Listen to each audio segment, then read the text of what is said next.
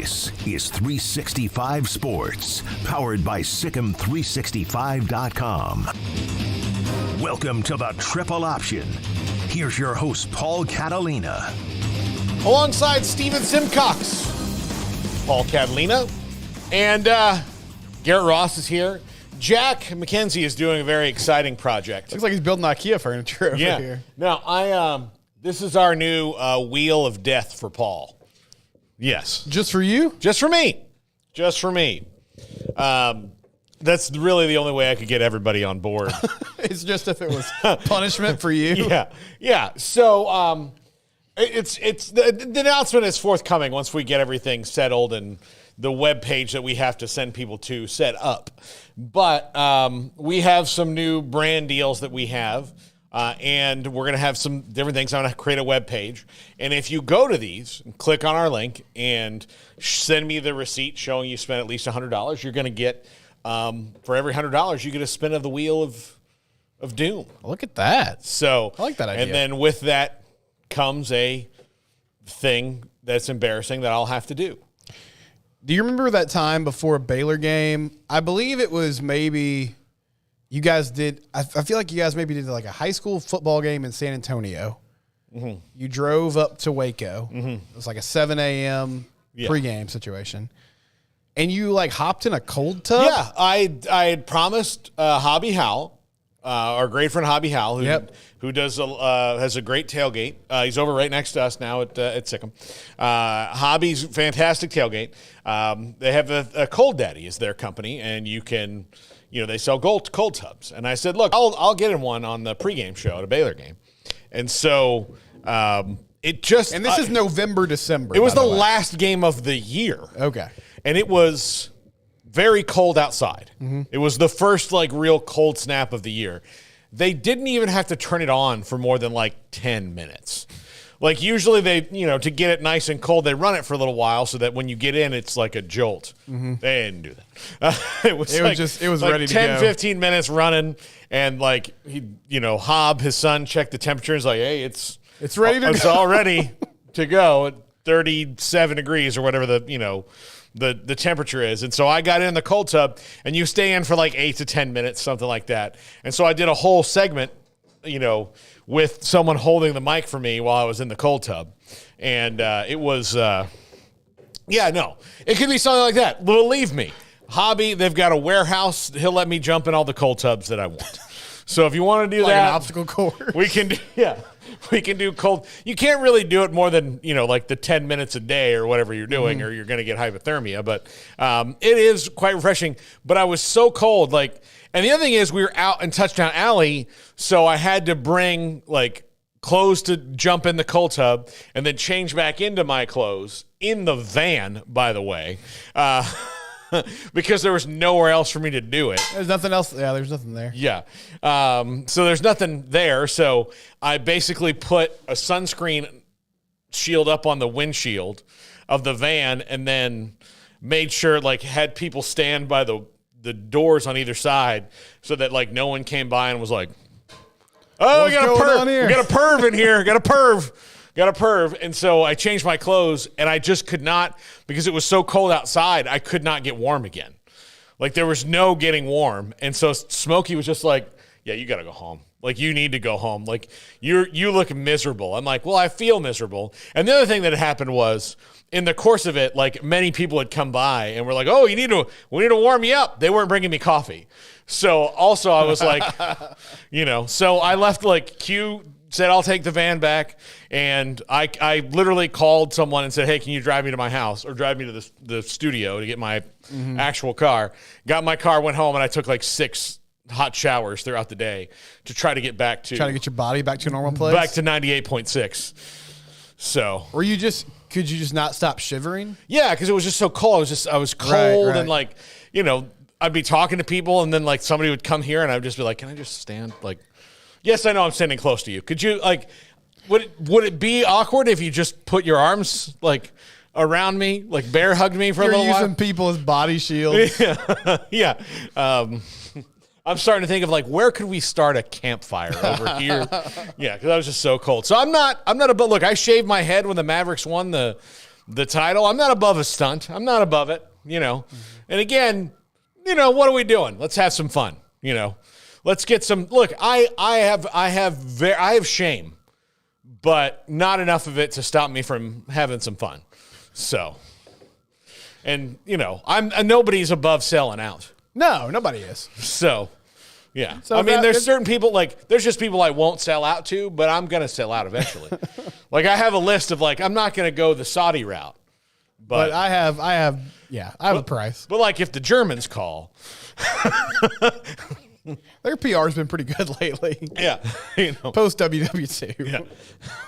If Scotland wants me to sell out, I could do Scotland. Yeah, nobody even knows anything about that. No, I could do Scotland. Mm-hmm. Luxembourg, I'm your puppet. Well, I'm excited about the potential of this. And Jack's already got it ready to rock. Yeah, no, Jack is fantastic at these kind of things. So I was hoping that it wouldn't be a complicated setup, yeah. But it's a dry erase. So we can write things on there, or we can print up. We have a label maker, although that would be pretty small comparison, or we can print things up and put it on there. So, yeah, that's coming in the future. So, and we're calling it the Wheel of Death, Doom, Death. I don't know. We'll have to workshop that. Okay. What do you think, Garrett? I don't know, man. Wheel of Doom sounds. I'm down with either one. Okay. Pain. Suffering. Yeah. I mean, one of the things I talked about with Royden yesterday was, you can pick face, I can paint my face for a whole show. And you can have two choices on the face paint, which is full on David Putty sports fan, Gator, blue and orange. Well, ooh, yeah. Maybe in quadrants or something like that. Or of a team I don't like. I won't do it. It's not going to be fun for people. I'm I'll just paint me garnet and gold. Yeah, just put me in FSU colors. Yeah, I don't know. Or in their school colors. I don't care. But whatever they want. Or they have the 7-year-old girl at her first football game face paint. Where it could be a little, an animal or, Unicorn of some sort. Cat whiskers. I don't know. Whatever it is. So that could be an option. There's lots of things. And we'll take suggestions of what people may want to see. So, and look, punishments are a good way to lead into our first topic of the day, Stephen, in that one of them that's been very arbitrary and silly for now, I don't know, 17 years or so, 18 years. I don't know how long ago he actually had to give his Heisman Trophy back. But Reggie Bush has finally been reinstated, I guess? Reinstated to the Heisman Trust, and his trophy's back and all those things. So congrats to Reggie Bush for winning that thing again? Winning the Heisman Trophy in 2005, and finally being able to tell people in public, yes, I am Reggie Bush, Heisman Trophy winner. I do wonder how it felt for him, because it is an odd thing where everyone collectively agrees. I mean, I guess there's maybe a subset of people that thought Vince Young should have won it that year or something. Yeah. But the reason why it got taken away, everybody's yeah, that was dumb. That was stupid. Okay, his parents got a little help, whatever. It's not really the point of these rules. Well, the thing is, if you went through all the Heisman winners, he was the one who got caught. Yes, that's true too. So there's, there's well documented what Herschel Walker was getting at Georgia. Mm-hmm. Well documented. Right. Did Eric Dickerson win a Heisman? No. Sorry to put you on the spot. No, but yes, to your point. But there are people that just tell stories now like it's old war stories. Hey, yeah, we were just driving around cars. And Billy Sims. I mean, and he had to sell his actually at one point in his life, which was really sad. But there are plenty of guys. Look, John David Crow won the Heisman, right? There's the story about John David Crow where they. You know this story, Garrett? They dropped the money off? Yeah, a helicopter flew over his farm and dropped a bag of money and a bus ticket to College Station at his farm in Louisiana. And do you think people just enjoyed the rush? Because what a weird way to do that. There's so many other ways I feel like you could have done it. Well, especially in 1954. Yeah. Really, there wasn't a lot of, maybe it was the spectacle of it. Listen, we're willing to rent a helicopter. I guess that's true. if everybody's cheating, maybe it was going that extra mile to put a little flair on it. Yeah. So look, if it was between LSU and A&M for John David Crow, and so he's a Louisiana kid, so they thought like we've got to go the extra mile here to get him to A&M, and convince him to go to a school where he's going to be a football player that has no girls. Yeah. So the 50s were a weird time. So, I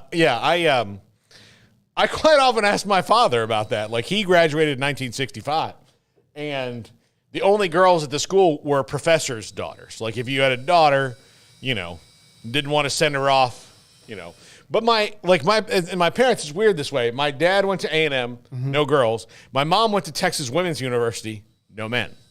So I guess they were a match made in heaven.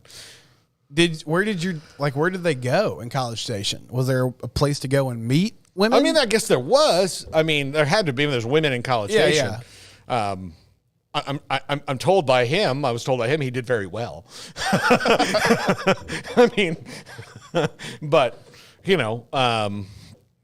I mean, it's just one of those things. Of course, it was the '60s and things were a lot different. But like I could just tell you right now, if you had come to me in 1998 and were like, "Hey, Paul, look, here are your two choices. At college, they're same-size schools. This one has women, and this one is a military school with no women." And I would have been like, I mean, I know that like I can get a good education over here, but this one, there's women. So the helicopter piece is starting to make sense. Yeah, I get it. So now I'm starting to kind of understand it. So, but Reggie Bush, his parents got some help. I'm sure he got some other thing. Like, oh yeah, that's the thing we know about. Like, I don't think he was just like, oh, thanks for helping us get the co-signing on the loan. That was, I don't need anything. That was, yeah, no. But that was also an agent who was trying to sign Reggie Bush as a client. So that guy was just making a business decision. And look, it does not make sense to keep punishing somebody for a crime that is no longer illegal and a crime that has never been successfully punished. Right. Because it has eliminated nothing. The NCAA, I think, the thing outside of the lawsuits they have to think is they spent all of this time, going after the Reggie Bushes of the world and gave SMU the death penalty, all the different, the Southwest Conference alone in the 80s and how many people got put on probation and scholarships lost and all this. And then what happened? Every single thing they fought for just got unraveled. Just unraveled. So it was everything they did was all for naught. SMU getting the death penalty scared no one. It only affected SMU. And they thought by giving SMU the death penalty, we're going to stop all this. Mm-hmm. But as is the case with the actual death penalty, if you're going to commit the crime, the punishment doesn't scare you. Yep. Like if you're definitely going to do something, the consequences aren't going to scare you. And because now you know how the other thing is they released a big report and were like, hey, this is how we caught him. All right, well, we're not going to do that. So it's long overdue. It's a cool day though. I mean, I will say I was a hater growing up. So sorry to our University of Texas faithful, but I still don't like the Longhorns. I really didn't back then. So Garrett, did you enjoy, because we're similar ages. Yeah, we're similar. I mean, that UT team was the thing for everybody in school. So I was always I didn't want them to win. Right. So I really latched onto that USC team because I thought that was the only team that was going to challenge them. I was kind of the opposite. I hated USC. I hate USC. Okay. I hate everything about them. Their colors are terrible. So I kind of latched on to Vince. I was more of what Vince is doing is special. It's awesome. He's from Texas, from Houston. So I was all in on the Vince train and everything they did. So watching the demise of that USC, I enjoyed every second of it. I enjoyed every second of it. Yeah. But I loved Reggie Bush, and I thought when the Texans took Mario Williams, that Mario Williams ball they took, I was like that, and of course I'm like 14 at the time, but I'm like that's the dumbest thing ever because I thought Reggie Bush was legitimately going to be like one of the best running backs of all time, and his career was okay. I mean, he had an okay NFL career.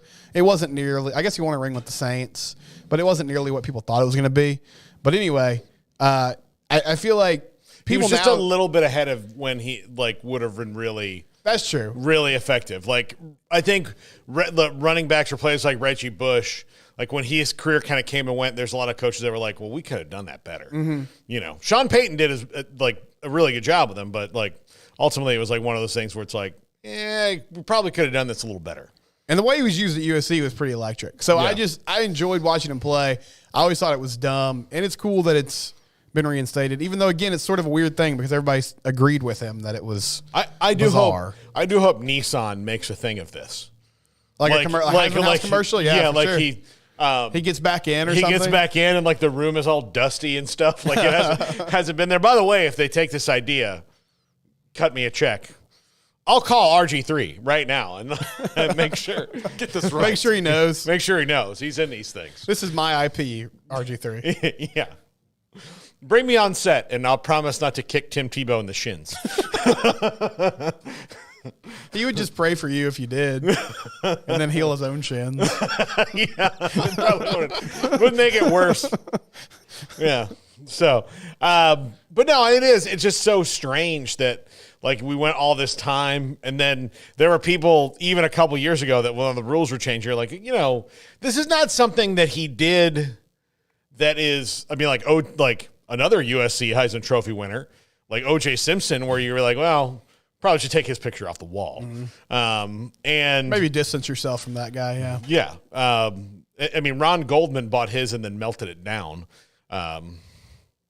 which is weird. But they like, you know, to have all that, like, it's just, and one of the most electric ones. And I'll tell you, my experience with Reggie Bush that was my first full year in radio was that year. And I was producing the afternoon show with Tom and Butch the day of the game. And we were doing an event at the Texas Sports Hall of Fame with the Texas X's, had like rented out the room. They were going to have a big watch party. So I was going to have to go watch that. With a bunch of Texas With people? a bunch of Texas X's, which I was not excited about that. I was going to be the only person in the room who was like, fight on! What do they do? Yeah, fight on. Fight on. I don't know what they do with the hands. Whatever it is that they, I don't know. This was you guys. This is you guys, right? What did you guys? You that? Yeah, they do like. Yeah. They do like that. V for victory. That's what they do. Okay. Whatever. But anyway, I was the only one who was going to say fight on, and man, those USC song girls are quite attractive, and all those different things. But on the radio, Tom says like, "Well, I know all three of us are rooting for Texas." I was like, "No, over my dead body." Like, not a chance. And he's like, yeah, but it's the Big 12. And that's the first time I experienced we're rooting for the conference. I'm like, no. No, we don't. No, we don't. No. I don't want people close to me to be happy. No, that's not like, and then it's like, but it's great for the league. I'm like, okay, so if you're Baylor, let's just say you're Baylor. Especially in 2005 when times were bleak. And you're like, all right, hey, I know that Texas has called you. But if you don't go there and come here, you'll get to play them 4 times. Your parents will at least get free tickets to those games. That's not a recruiting thing. Yeah, it's not. No. Like, hey, I know that you just saw Vince Young over there. Would you like to lose to the next Vince Young? Come to our school. Well, they're winning a national championship over there. Now, I know that the pitch is come help us beat them. But, you know, right in the immediate aftermath, you're like, I don't know if you can do that. You know, they're so good, you know. But, yeah. So I think if we land you, we can keep it within 50 next year. Yeah. It will be less embarrassing. They might not put the walk-ons in until the fourth quarter this time. Yeah. There's no Rudy story until way later on. So, no, it's like those things I just never, like, that's where, and look, and then right after that, the SEC nonsense started where, like, look, the only thing good about the SEC for Vanderbilt is that, like, they've made a deal a long time ago and they make more money because of it. But Georgia's not helping Vanderbilt. No, they're not. Like, hey, would you like to study way harder and lose? Come to Vanderbilt. You're killing it with like bad recruiting pitches between the A&M all boys school and just this. That's good. That's a good bit. Yeah, no, I could probably like, given enough time, I could probably find the worst recruiting pitch for every school. Every school. Yeah. I'm about to have to do that one day. Yeah, just go through like, just rip. Yeah, we'll give you like 10 schools. You can have just go through. Yeah. a few seconds to figure it out. Yeah, I think I can do that. I think that could be good, you know, because everywhere has drawbacks. Every single place has drawbacks. I mean, except Florida State University, which is perfect in every single way. Sure. If you say so, Paul. there's not a lot of things I feel guilty as a sports fan for cheering for at all that have happened there. I don't carry any guilt about that or, you know, compartmentalize it in my mind and go, I probably don't know all the facts. It's never happened before. Not part of your mind. Not in 2000 or 2001 or 2004 or 2013 or randomly in 2009. No. Not yesterday. Not at all. I just call it being a Cowboys fan from the 90s and being like, everyone does cocaine. Yeah, every team probably has a house where they do weird stuff. Yeah, there's not, you know. Yeah, that's if people have not read that book, The Boys Have All the Fun, they really need to. It was something else. Well, open your eyes. Yeah. I when they used to be at Valley Ranch, I remember like my first day, and I'd read that book, and then like I'm driving to Valley Ranch my very first time, and like turned down to go to Valley. I'm like, oh my God, where's the house? Because it's right around here. Do people live in there now? And do they know what happened in here? Like, you knock on the door, just some confused old lady. Oh, yeah. Did you get cleaners here, ma'am? Cleaners. When you bought it? We did find a bunch of bags of sugar in the wall. That was kind of a weird thing in this carve out. Oh, well, so, but just to tie it all up with Reggie Bush, like, that was a really good, I mean, it's just a good thing because yes, the Heisman Trust was looking silly about it. Because even a couple years ago, like, well, I mean, he did break the rules. And they're like, yeah, but. I mean, come on, guys. Like, you know. We got people transferring every semester now. We got NIL's a thing. Like, let's just move on. They're on private jets. Like, right. They're signing deals with, like, Austin Lamborghini. Like, you know, and good for them. But Bijan Robinson's face is on mustard. The mustard. Reggie Bush. Like, what righteous rule are we upholding here? That is like, what is it? Yeah. That it just felt, it did feel like it felt a very antiquated law of like, women are not allowed to chew tobacco on the street. Okay. Let's keep that one on the books, you know? For no reason whatsoever. When we come back, we've got a couple things to get to. We'll do a transfer portal update. Also, Baylor's lost a key assistant to Kentucky. It should not be a surprise that Scott Drew continues to lose coaches. No. But this one's going to sting a little bit because Alvin Brooks is a fantastic recruiter, and Mark Pope's going to have him at least for a little while. We'll talk about that next. This is the Triple Option on 365 Sports. If your business is like most, you need things done quickly. But if you're still tying your critical applications together on multiple shared public networks, you've probably been feeling the slowdown. And that's no good for business. A private UPN fiber network can get you and your business moving at the speed of light. Whatever you need, we can build it. Internet, Metro Ethernet, Waves, dark fiber. We deliver custom private networks and are focused on business customers only. Our next generation 100% fiber optic infrastructure offers you low latency and ultra scalable bandwidth with speeds up to 100 gigabit to run your critical applications. Your connection won't be limiting your performance anymore. It's diverse and scalable, so it can grow and change as your business grows and changes. And with a secure carrier-grade private network, you'll have all the reliability you need. Contact UPN today to learn more. Fast just got faster.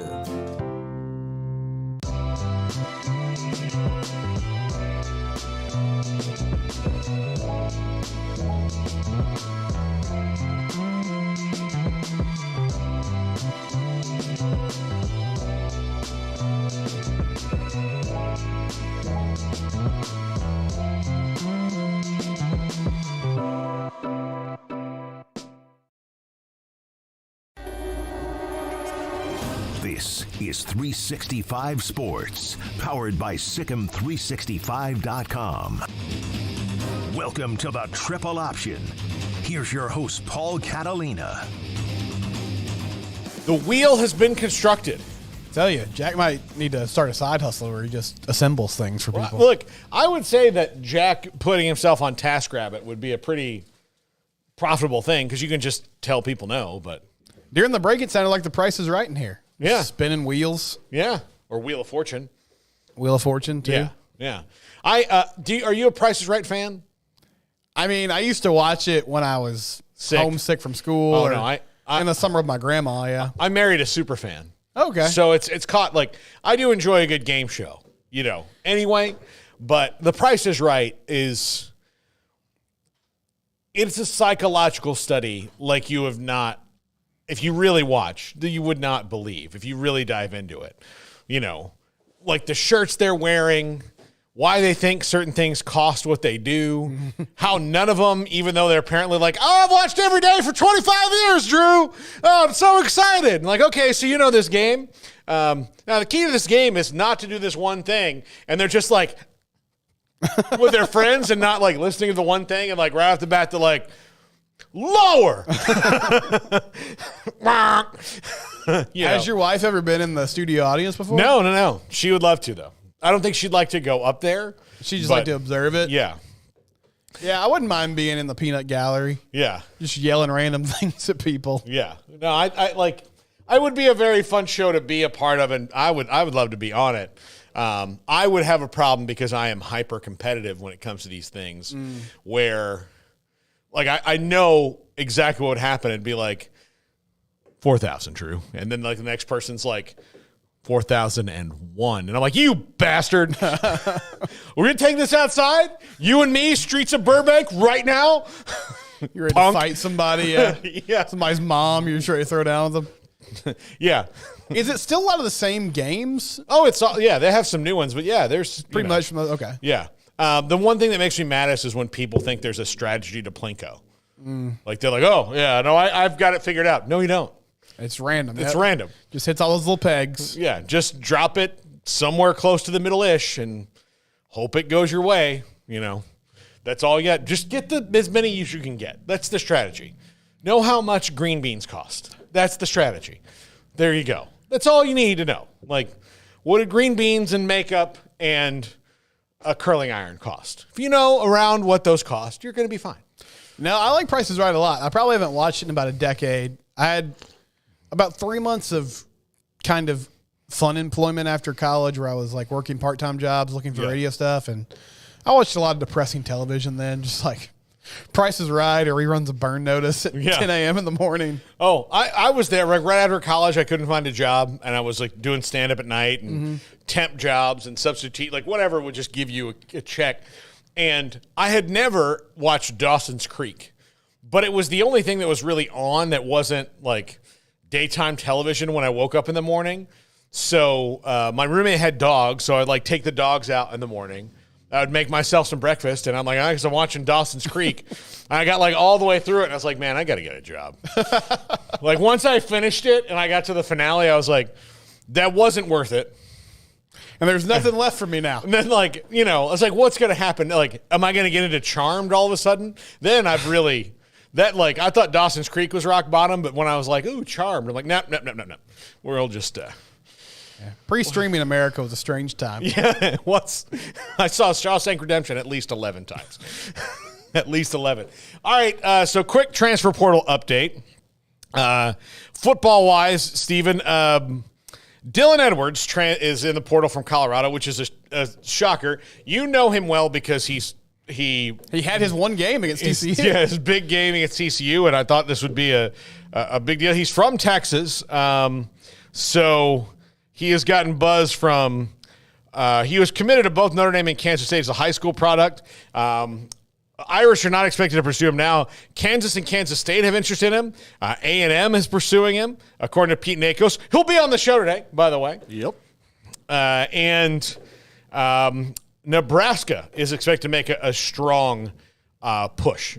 So he had he had 4 touchdowns in that game against CSU. Had 5 catches for 135 yards. Yeah. Yes, I remember the numbers well. And then they didn't really use him much. I think he's perfect, like change of pace back. So I'll be curious to see where he ends up. I know, like I don't think people care anymore because it's such a different world with the portal, but he didn't have great things to say about Kansas State on his way out. So it appears that relationship, though, has not been soured at least enough that he can't make his way back. I think K-State would make a lot of sense, just given the type of running backs that they typically like to use and how they could use them in the passing game and the running game as well. I do wonder, though. I mean, I know Deion he's very forthright about this stuff. He expects a lot of turnover. He always wants to, get new players in, but it does feel like some alarm bells are going off when everybody's losing young talent, but it does feel like Colorado at an alarming rate has lost a lot of dudes that they sort of got late in the process in the high school ranks to sort of make up for that class, at least in that part of it, lagging behind. And they're just the ultimate portal team now. Yeah, they are. And eventually we had Carl Reed Jr. on yesterday, and he was really interesting when he was talking about Deion and how, he can't, because I've been saying it for a while, why is he not, going to get these high school recruits or doing that? Mm-hmm. And he said, have you ever been anywhere with Deion Sanders? I was like, no, I've not been invited yet. No, I've not. He's like, and look, the last two, I've been at a building with Deion twice. Once was in high school. He hosted his charity basketball tournament at my high school. The other was at the Super Bowl in Phoenix. Mm-hmm. Two times ago. And those are different environments. And one, it was still playing back then. But he said, if Deion Sanders comes to your street, they got to shut down the street. And I was like, oh, okay, well. My problem with that comment, though, was I feel like Deion controls the narrative. Yeah. Because when he goes somewhere, he's got all his little film crew following him, and they're pushing it on social media. If you really wanted to go to an in-house visit, just don't tell anybody. Didn't put it out there. Yeah. I know that's hard for you. You love the attention, but that might help eliminate some of that. No, that's a good point. If he called, it's hypothetical. If he calls Cedar Hill High School tomorrow, right, and he's like, "Hey, coach, I want to come see some talent here. I need you guys to help me make sure that this is discreet. Yeah, that I can get it." I mean, they would do whatever he wanted them to. Exactly. They'd be like, "Okay, yeah, coach, we'll make sure that we can put some people in front of you." So I don't totally agree with that either. I guess I get the point. I think really it's more just, I feel like he doesn't want to be involved in a lot of that stuff. Yeah. I think there's a lot of aspects of coaching that he just doesn't really want to do. And to his credit, he's been able to do well despite that. I think he hires people that are smart and that will do a lot of those things for him. And he's just kind of I'm not saying he's not working hard, but he's sort of like the figurehead, the face of the program, the guy that can close deals and make sure that Colorado is getting a lot of attention. I feel like he doesn't want to be on the road all the time, which I get it. I wouldn't want to be either, but I'm not a college football coach. Yeah. I'm not trying to make an apples to apples comparison with this, but there's a very popular and tragic documentary about Michael Jackson that people have seen.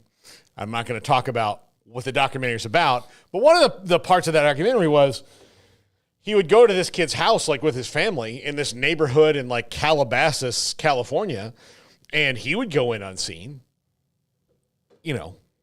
just by not telling people, like you said, where he was going there. Yeah. So if 1986 Michael Jackson could just walk into a house in the suburbs, so can Deion Sanders if you just don't tell anybody.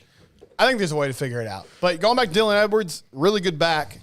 A&M's kind of a surprising name to me because he didn't put up a ton of production last year, but I guess they're just like everybody else, sort of seeing what he could be in a few years. I mean, they've got running backs. It's not the thing, but I think look, you're going to kick the tires on stars no matter what, and if you have Reuben Owens, Dylan Edwards in the backfield, that's good combo. Cool. Yeah, that's a nice little combo there.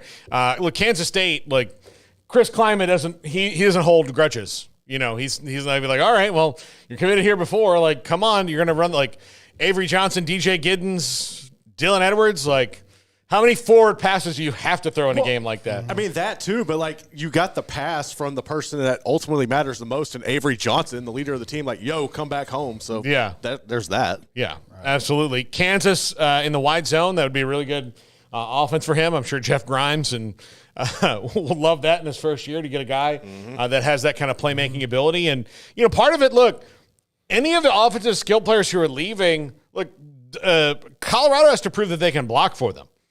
They have to prove that they can block for them because there's a good shot that like a couple of these guys leave and they have better stats than they did at Colorado just because the line is going to be better. And the line has to be better at Colorado this year because I don't know how it can be much worse than it was. Yeah.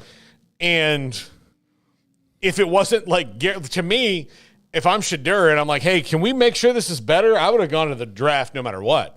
Because if I'm going to get hit, I'm going to get hit for being an NFL quarterback. They're also going to be an interesting case study in a lot of areas. But, I mean, typically with college O-lines, continuity matters. Yeah. You sort of have to have a bad O-line before you have a good one in the fact that, okay, we got young guys, we got inexperienced guys, but hopefully next year, another offseason, better communication, better physicality will help. And they didn't go that route. And I know they brought in talent, but you're also having to reset that expectation again and get all five of those guys working in the same direction. So that's another good aspect of this. I mean, they are like skill player but it doesn't always matter if you can't block it up.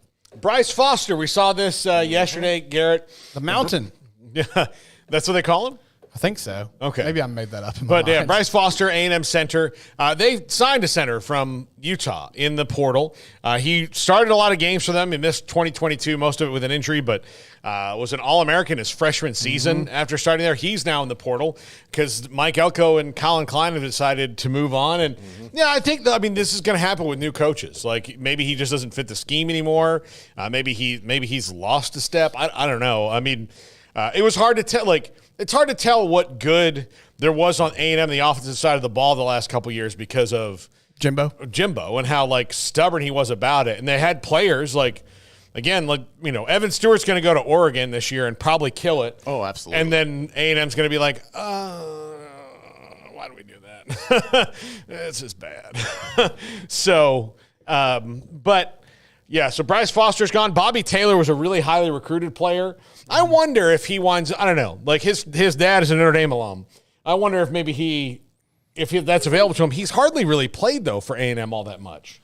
Yeah, I don't know. I don't know what his full potential is. I don't know. That's a weird one. I'll leave that one alone. That's a weird one. Yeah. Bryce Foster, I think the interest, like the schools that are interested will tell the story here, but I would be all over it because I think the cool thing about landing a center in the portal, that's typically, there's some difference between guard and tackle, but in a lot of cases, center is the one position that's not interchangeable.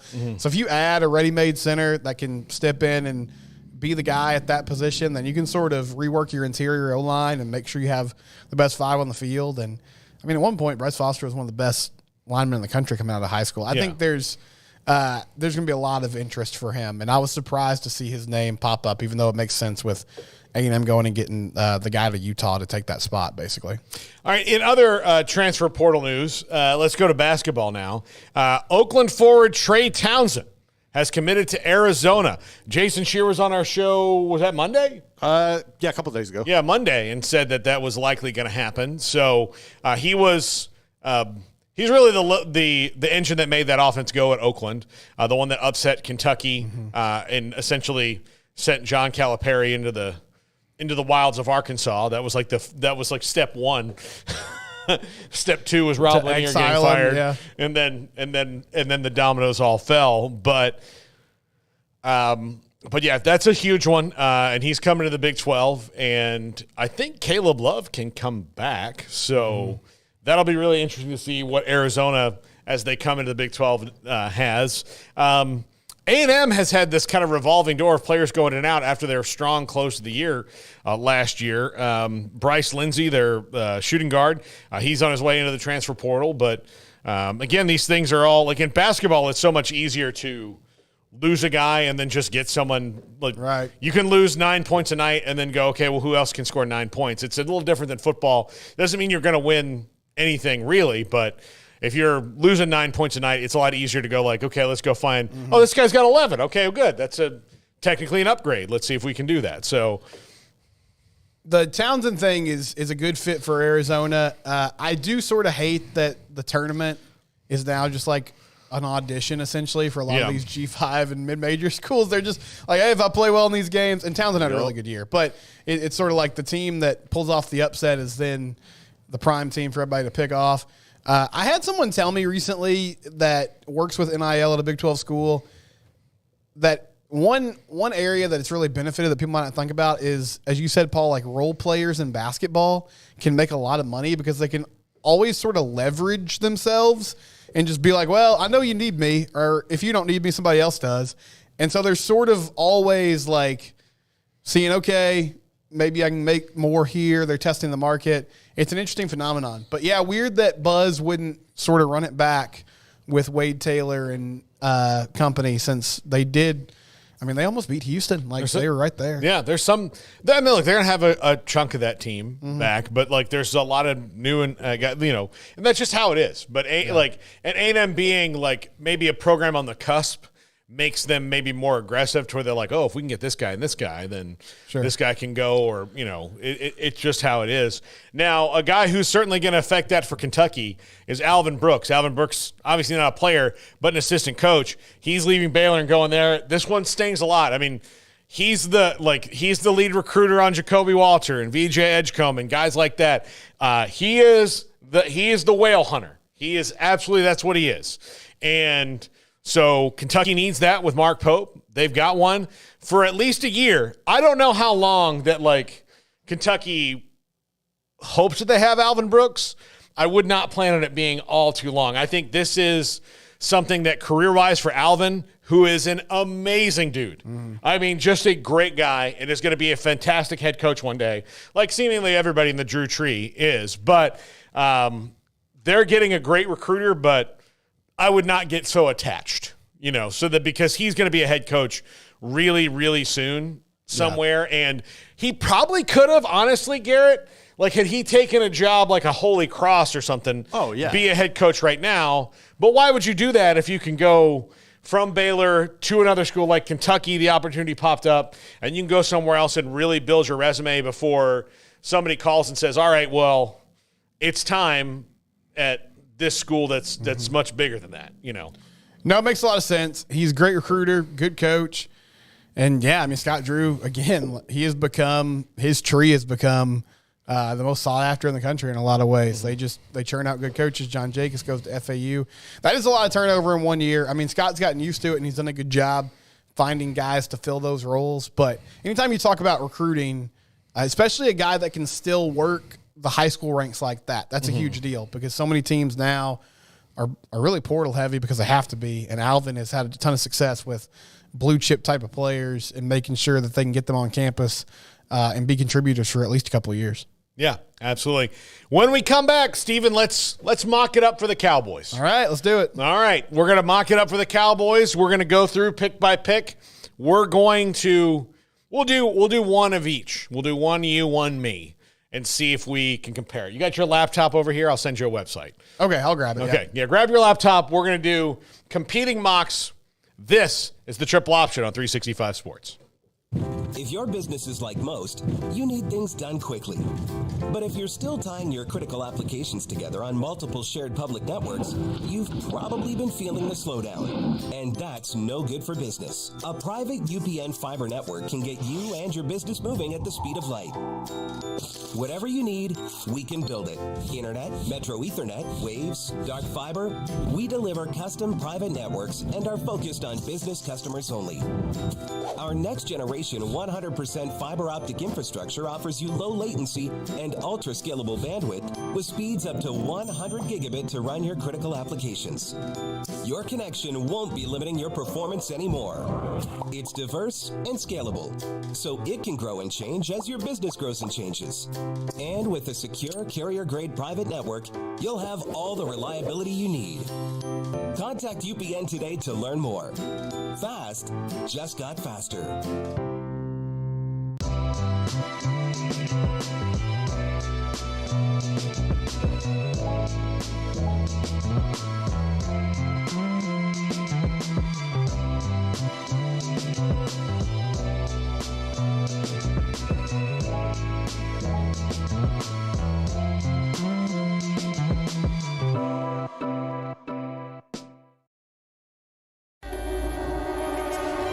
This is 365 Sports, powered by Sikkim365.com.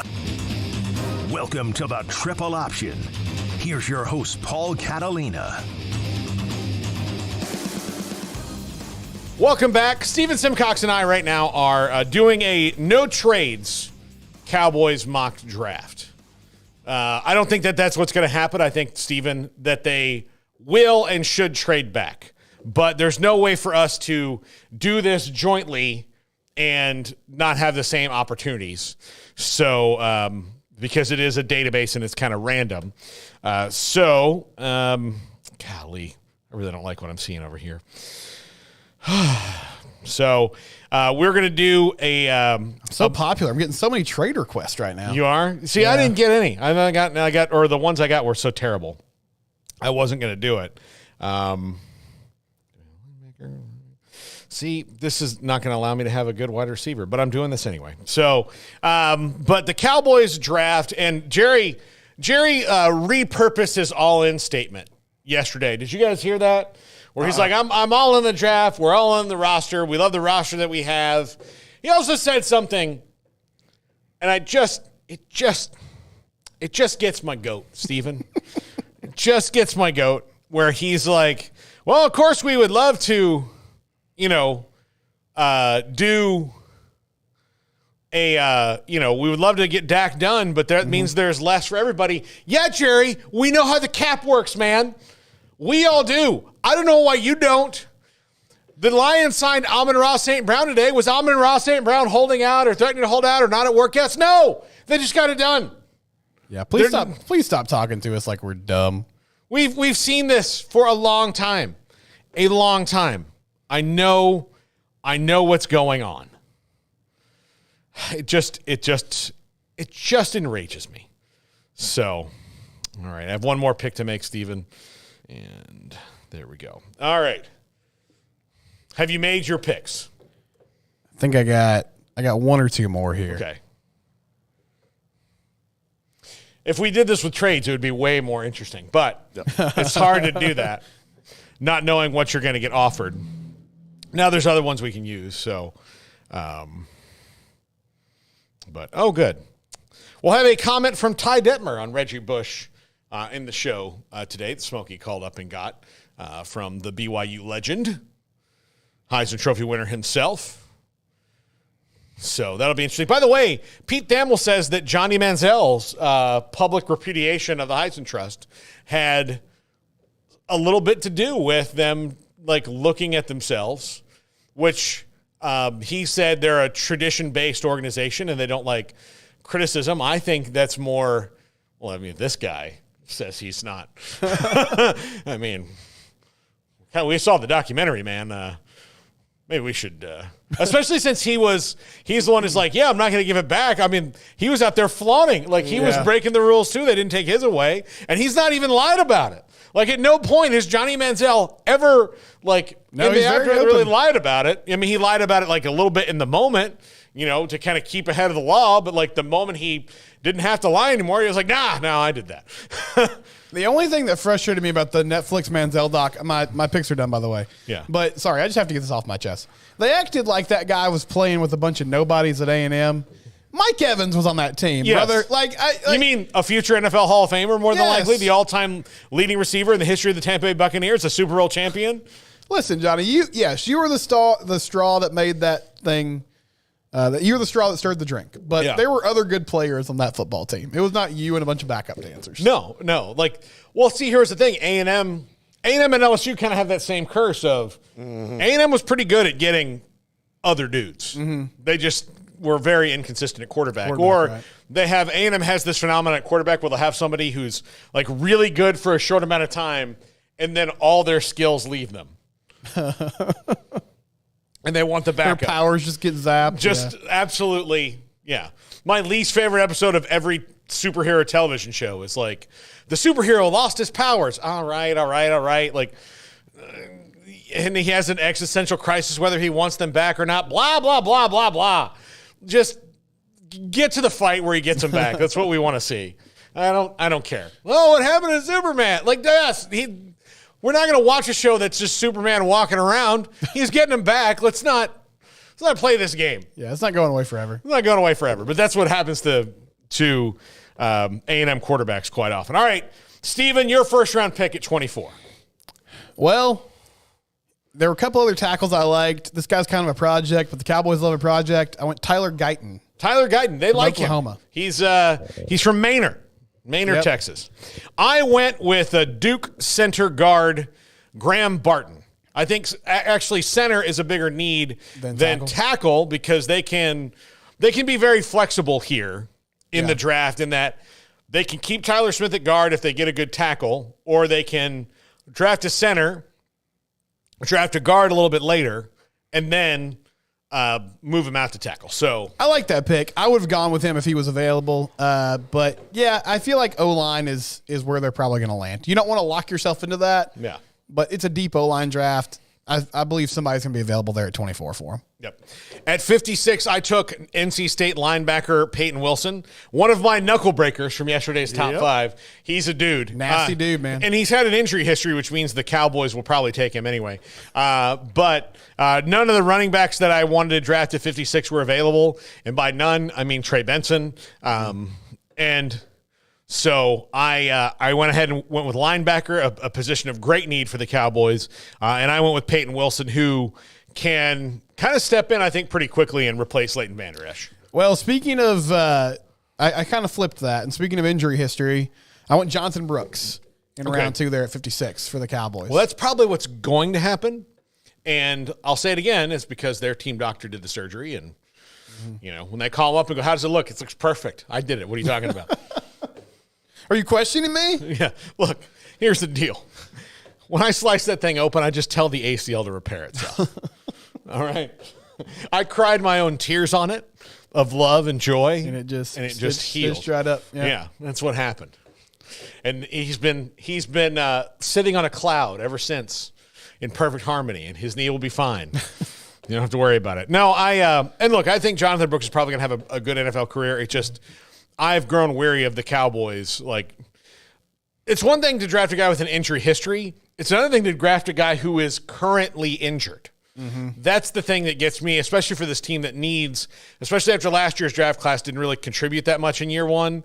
They need the first 3 picks, I think, to have significant contributions to this team. That makes sense. Yeah. So I don't want them to have to wait on somebody. You don't want somebody, even if it's like missing training camp and all that. No, I don't want the whole, like, I don't need the whole thing. You need a ready-made player. Yes, absolutely. All right, who did you go for at 87? I went Trayvon Wallace, linebacker out of Kentucky. Okay, I like that. Fast guy, sideline to sideline.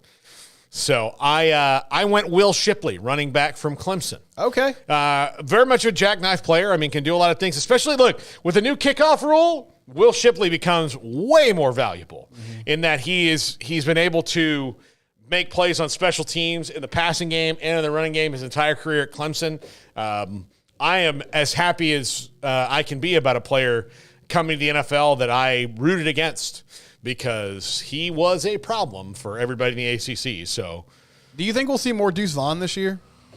I hope so, because if we do, that means that things have gone well. The problem with Deuce Vaughn is he's small, so he's kind of a liability in the blocking game. Right. The spirit is willing, but the body may not be able. I mean, like, again, he's 5'6" or whatever he is, and you know, if you have to throw him out there to block, then that's probably a bad thing. Right. So that was the biggest. Of course, he had some injuries too, but I think we will see a little bit more Deuce Vaughn, and they'll get creative and find ways to get him the ball in space because when he's in space, like, he's gone.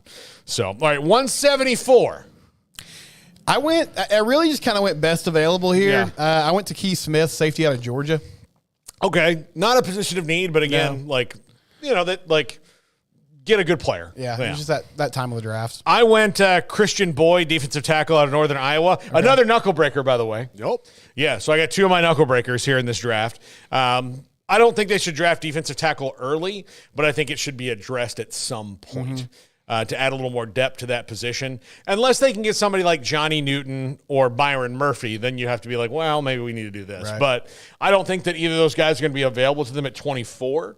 So unless you have one of the, a game changer, or if T'Vondre Sweat falls to you in the 3rd or 4th round, where you can have Mozzie Smith and Osi Odigizua right there. Also, Osi Umenyiora. No. Osa Odigizua there. Osi if he's there. Yeah.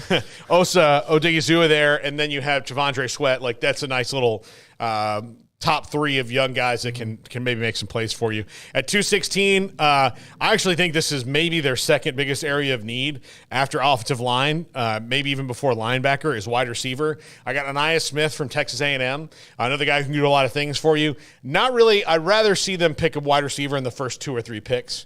I want a Malachi Corley, a Keon Coleman, someone like that. But I do because I don't think they're going to do it with a first-round pick unless, somebody really studly falls to them. But I took Anaya Smith, wide receiver, Texas A&M. I went DT here. I got Logan Lee from Iowa. Well, he's an Iowa player. Yeah. Yeah. He's going to have some guts to him. Iowa's defensive play, like Jack Campbell had a great year for the Lions. Yep. The Packers have an Iowa player that I liked as well. Anyway, Jack didn't hear me, so. His headphones are in. Who was it? Yeah, Lucas Van Ness. I like him too. Yeah, good. I like an Iowa defensive player, tight end, or offensive lineman. And yes, anything that involves like physicality. Yes. When it comes to running and catching, I'm not so much, or throwing, but anything else, I'm all behind Kirk Ferentz's guys. At 233, I went cornerback Nehemiah Pritchett of Auburn because they do probably need some help at corner, although I wouldn't be surprised to see them eschew this position completely because they did trade a draft pick to get Eric Scott last year, and if he's any good at all, then he should take that 3rd or 4th corner spot. So I went a little off the beaten path here. Okay. Sam Hartman was there. Okay. Taking a flyer on a QB late.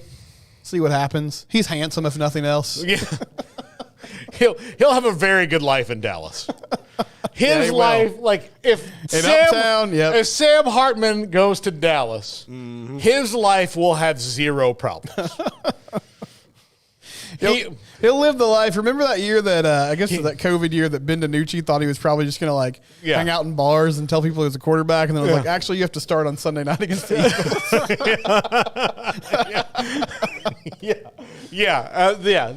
That's definitely. We saw Sam Hartman at the Super Bowl in Vegas, and I'll tell you, good looking dude up close too. It's not just the television cameras. And I say that. As a happily married heterosexual man, that's a good-looking guy there. That's a good-looking guy. He's going to have a career. Like, he's the next Jesse Palmer.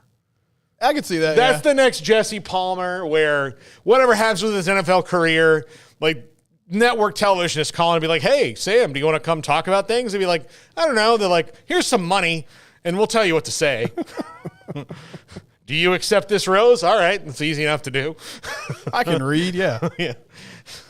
I mean, Jesse Palmer he's got the most diverse career. He and Michael Strahan had the most diverse television careers where they talk about sports and then they talk about all this other stuff that's not even closely related to it at all.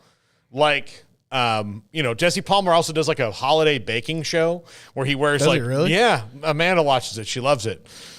Kind of a weird thing. And then, he's trying to get people married on The Bachelor. Well, hey, not a bad life if you can have it. Yeah. Do you accept this rose and the Golden Bachelor was this rose and this pill schedule, which now they're divorced altogether. And with 244, I drafted a player that I like, Luke Reimer, linebacker out of Nebraska. They're probably going to play special teams, but I think they need all the help at linebacker they can get. I went Isaiah Williams, wide receiver out of Illinois there. Okay. Well, they need a wide receiver. Yeah, so. just kind of rounding it out with a guy that maybe can make the roster. Yeah, so that's the no trades thing. But I do think, Stephen, that their best option is to, if it's available to them, trade back to 27, 28, 29. Get a few more picks. Get a few more picks. Because between 87 and 174, they have no picks. And they need bodies, and they need people who can help them. So if you can pick them an extra third or get that fourth-round pick back, that's absolutely. Yeah. Got to do it. Got to do it. Well, Stephen, have a great week. Thank you, Paul. And I'll probably text you during the draft, and we'll see how we're doing here. Do and then let's start thinking like maybe next week, come up with some schools for me, and I will do bad recruiting pitches. The bad recruiting pitches. I like that idea. Yeah. And maybe next week we might be ready to debut the wheel. All right. The wheel of Emery walked in the door, and he seemed very excited about the wheel.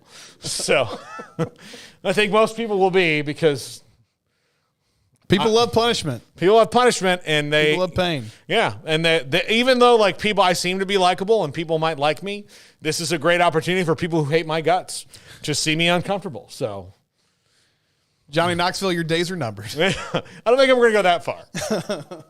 I don't want to. I heard him on a podcast recently, and he was talking about like, yeah, there's all the things that are wrong with me now, and like the host was like, dude.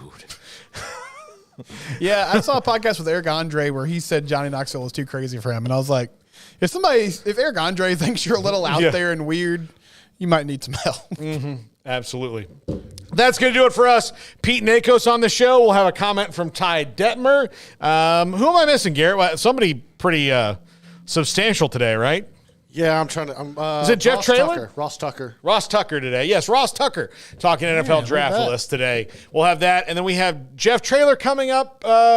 He's coming up this. Maybe next week. Yeah. We've got Joey McGuire coming up later in the week. So that'll all be fun to have those guys on the show as well. This is the Triple Option on 365 Sports. If your business is like most, you need things done quickly. But if you're still tying your critical applications together on multiple